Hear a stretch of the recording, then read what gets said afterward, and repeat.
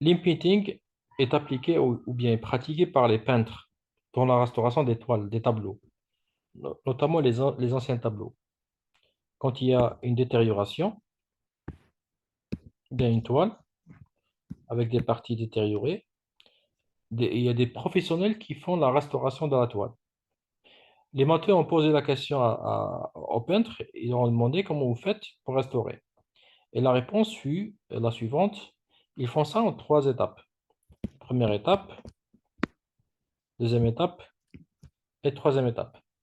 Dans la première étape, ils vont identifier les contours. Ils vont faire une sorte de continuité des contours. Ils vont tracer, tracer, c'est tracer, deviner la continuité. Ils vont tracer les contours manquants. Ensuite, puisque ce contour, il va séparer les pixels en deux régions, première région et deuxième région, ils vont remplir la première région par la couleur de la même région à laquelle appartient les pixels. Ils font pareil pour la deuxième région. Ils mettent la même couleur. Ensuite, dans une troisième étape, ils vont essayer de faire un traitement qui permet d'harmoniser un petit peu les couleurs, pour que les couleurs soient un petit peu, non pas similaires, mais voilà, il faut que soit un petit peu normal, voilà, qu'elles apparaissent normales. Et donc voilà, donc maintenant, cette question ou bien cette technique de poursuite des contours, elle est appliquée d'une manière très jolie en mathématiques. Alors, faire la continuité des contours, ça veut dire quoi? Ça veut dire que je prends la valeur qui est ici, d'accord? Et je vais la transporter dans cette direction. Qu'est-ce que c'est de transporter? C'est-à-dire que, par exemple, si j'ai ici la valeur 100 comme intensité, partout ici, je mets une valeur de 100. Et donc, je vais en quelque sorte considérer que l'intensité sur cette courbe, dans cette direction, elle est constante et égale à 100. Et donc, ça veut dire quoi une fonction constante? Quand est-ce qu'une fonction est constante? C'est quand la dérivée est égale à 0. Et donc, ils ont écrit la dérivée, qui est le gradient dans ce cas-là, de l'intensité égale à 0.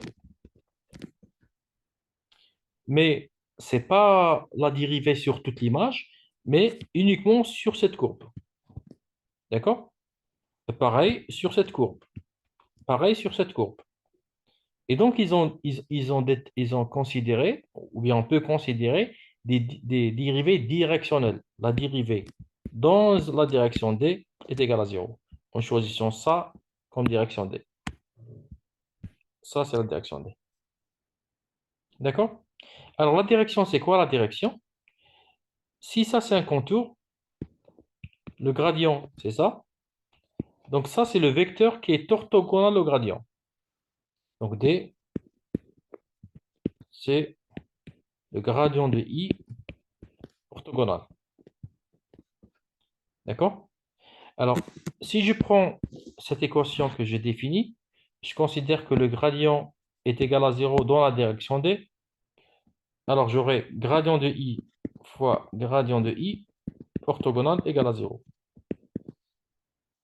Mais ça, c'est tout à fait normal parce que j'ai un vecteur fois le vecteur produit scalaire produit orthogonal, c'est normal, c'est égal à 0. Donc, ça va donner 0 égal à 0. Donc, ça ne va pas définir une équation que je vais pouvoir utiliser dans l'impedding. Donc, la réponse, c'est se dire, plutôt que je considère l'intensité qui est constante, je vais considérer une autre information, pas l'intensité, qui doit être constante dans cette direction. D'accord? Donc, ça, c'est l'équation. Gradient de L dans la direction D est égal à 0. Donc, L, c'est une information. On va voir c'est quoi l'information. Et D, c'est la direction. Et donc, j'obtiens une équation stationnaire, ou bien, comme on a fait tout à l'heure, l'équation d'évolution associée. Maintenant, quelle est l'information que je vais projeter que je vais transporter dans la direction D? Je peux par exemple considérer le Laplacien. Donc, et D, comme on vient de le dire, D, c'est le gradient ou bien l'orthogonal du vecteur gradient. Et ça donne une équation qui permet de faire l'empirique. Ça, c'est l'équation stationnaire et l'équation d'évolution associée. D'accord? Et comme on a fait tout à l'heure, vous vous rappelez que j'ai parlé des modèles. Dans le premier, j'utilise l'information ici et je résolds l'équation de la place ici. Et dans le deuxième,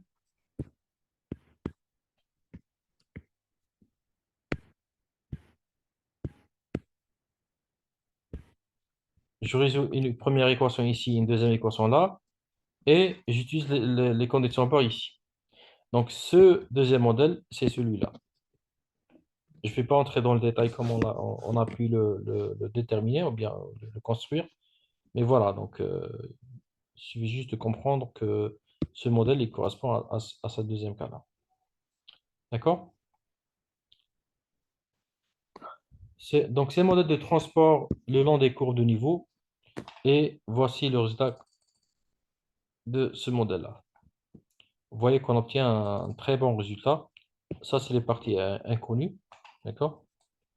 Et ça, c'est le résultat obtenu avec ce modèle-là. Donc, le résultat, il est vraiment presque, enfin, visuellement, il est très, très joli.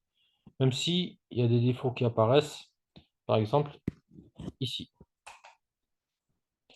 Vous remarquez que là, il y a une sorte de bande dans cette direction-là.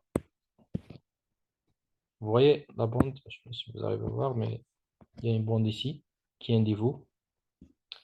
Là, je ne sais pas si c'est un défaut ou pas, mais quand il y a des petits défauts, à la limite, c'est pas trop grave.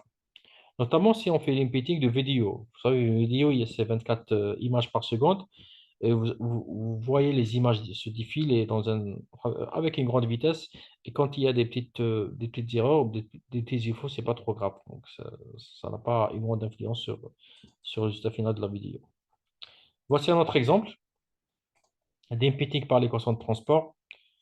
Et bien sûr, le but, c'est enlever le texte. J'ai un texte, je vais le considérer, bon, pour enlever le texte de l'image, ça peut être un texte, ça peut être par exemple un logo, ça peut être ce que vous voulez, une personne, j'enlève une personne de l'image.